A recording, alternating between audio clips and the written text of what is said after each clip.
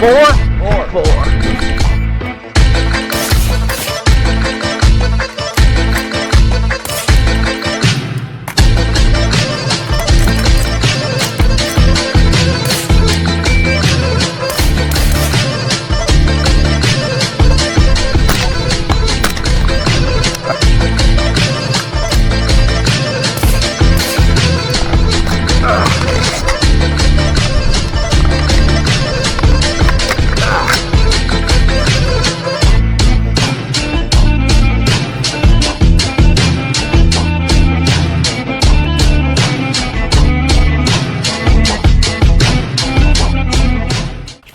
So today on StatTech, we're going to be going over basically the breakdown of my Carcajou split chest rig and what I carry in it. This isn't a review. I do a breakdown of my first impressions on this a video that I filmed in the past.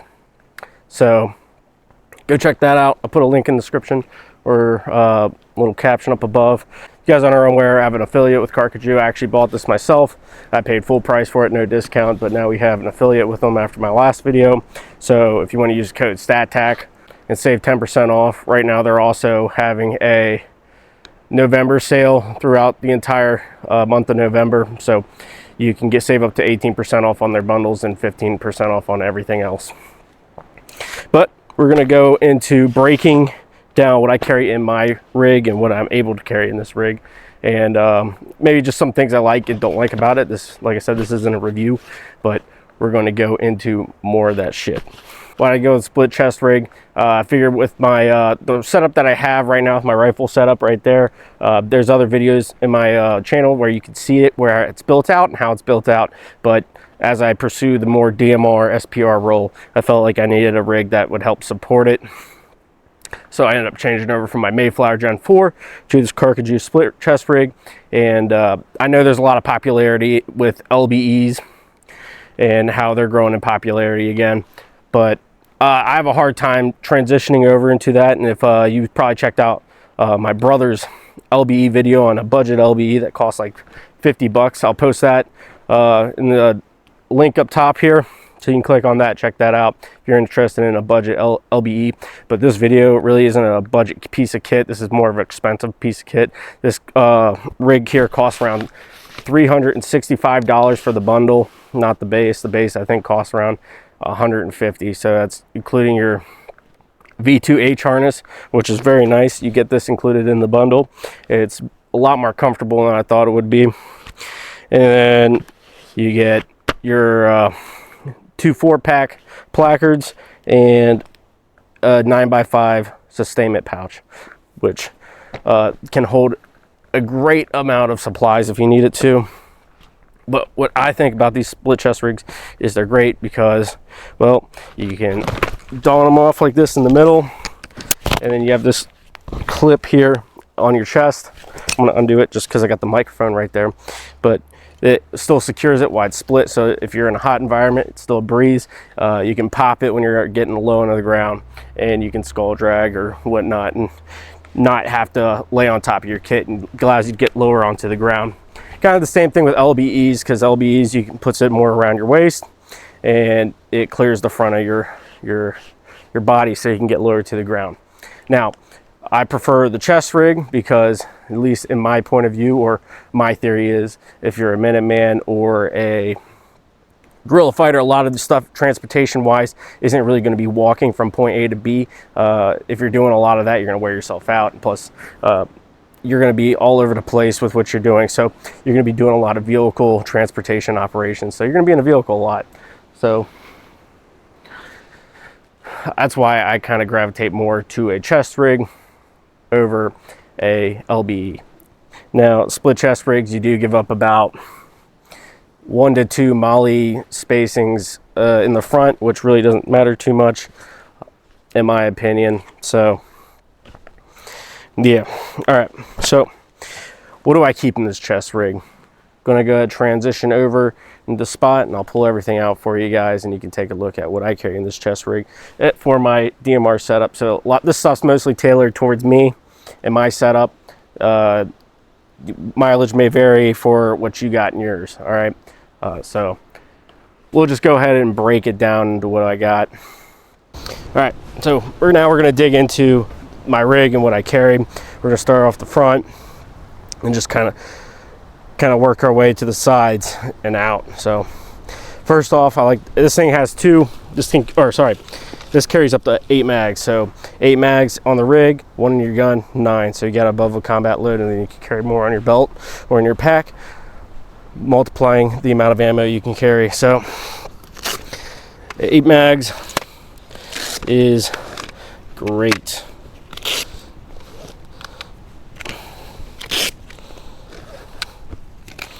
All right, and then these mag pouches are pretty great because they're wide and they hold out, so you can re-index your mags fairly easily, and then you can compress them if you have less mags in there with the compression band here.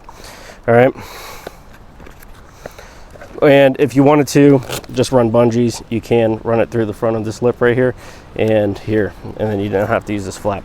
I kind of like the Velcro, it keeps it very secure. But we're gonna move over to the right side of my rig, which right out the front right here is a Surefire RC2 mini suppressor pouch that I didn't have a use for, so I stuck it on the front here because I got some smoke grenades now, and this is my smoke grenade pouch that I'm using, so I keep a smoke in there. And it fits perfectly. This is an M14 from IWA. You can go on their website and take their, I think it's a PCC course. It's like 30 minutes. You get certified, you buy these, and then you can have them shipped to your house. This one runs about like $33, and the large ones come. They're like $44. They're pretty good for the price. Plus they're fairly reliable, and they're built up a lot better than a lot of the other smoke grenades I see that are civilian legal. On the side here, we have the 9x5 sustainment pouch from Carcajou. So you have MOLLE on the front, sides, both sides here, and then it secures and clips in the front. When you open up the flap, you have a pouch here, a little pouch here. I just keep a lighter in there with some tape for fire starting or fixing stuff, and then a fire for staying warm or something like that. All right, so in the front pouch right here, I keep batteries for all my stuff that I have, so AAAs, special batteries, and 232s or whatever, and extra batteries for my nods there. And then on top of my nods in here, I keep a Lensatic compass. I have it 550 tied down to this little D-ring here that's on the back of the pouches that are sewn in. So they're very great. I think these are really great for tying down. So I'm really glad they used them or implement them into their sustainment pouches. So that's where I keep my Lensatic compass. And in here, I keep my nods on this side, and inside it's a Faraday bag. So in the Faraday bag here, I keep my nods in another bag. Why? Because this thing has little metal particles that have been covering my nods up, and I don't like it getting on them, so I put it in a plastic bag. And then more extra batteries that I keep in there. So that's that side. Then we come over to the left side of my rig, and right off the front right here, I have a Gerber strong arm. I guess there's a controversy about having fixed blades on your kit. It's mostly for utility purposes. I don't think I'll get in the hand-to-hand combat and pull out a knife or whatever. But yeah, it's mostly for utility purposes. I like having a fixed blade because they're more durable. And then behind that, I have 550 cord and chem lights for signaling and whatnot. So there you can mark rooms or whatnot. And then we'll come into the side of the pouch here where I keep a mask. You should always keep a mask on you if you're out there LARPing. Keep your identity safe. And then I got my rangefinder here, also in this pouch. It's a Halo. These go for like $150 or whatever, but they're really good for the price. They're always on sale too, but they're really good for the price, and I use it quite a bit when I go out to the range and shoot at unknown distances, because milling targets isn't exactly 100% accurate. Thought my tape was in here. I guess it's not. All right, now going into the 9x5 sustainment pouch on my left here. Keep an aux cable that's short, and it's on my little hand mic here.